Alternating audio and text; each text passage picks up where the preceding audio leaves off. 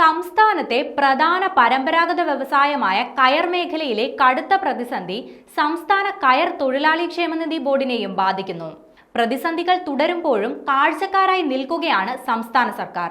2 മാസമായി ജീവനക്കാർക്ക് ശമ്പളമില്ല. കയർ തൊഴിലാളികൾക്കുള്ള വിരമിക്കൽ ആനുകൂല്യങ്ങളും മുടങ്ങിയിരിക്കുകയാണ്.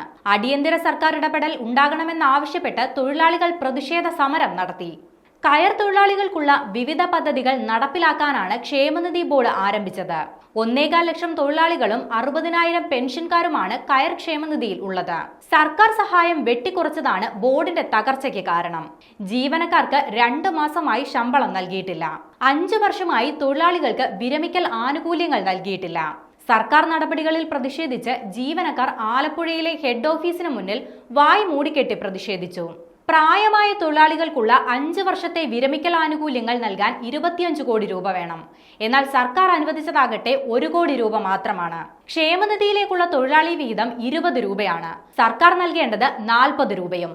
എന്നാൽ ഇത് സംസ്ഥാന സർക്കാർ നൽകുന്നില്ല.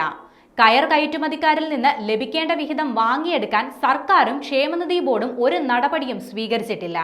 ഓരോ സ്ഥലത്തെയും ഓഫീസുകൾ അടച്ചുപൂട്ടുകയാണ് ഇപ്പോൾ ബോർഡ്. ഏറ്റവും ഒടുവിൽ പറവൂരിലെ ഓഫീസാണ് പൂട്ടിയത്. കയർ വകുപ്പ് അടിയന്തരമായി ഇടപെട്ടില്ലെങ്കിൽ ക്ഷേമനിധി ബോർഡിന്റെ പ്രവർത്തനം തന്നെ അവസാനിക്കുന്ന അവസ്ഥയാണ് ഉണ്ടാവുക.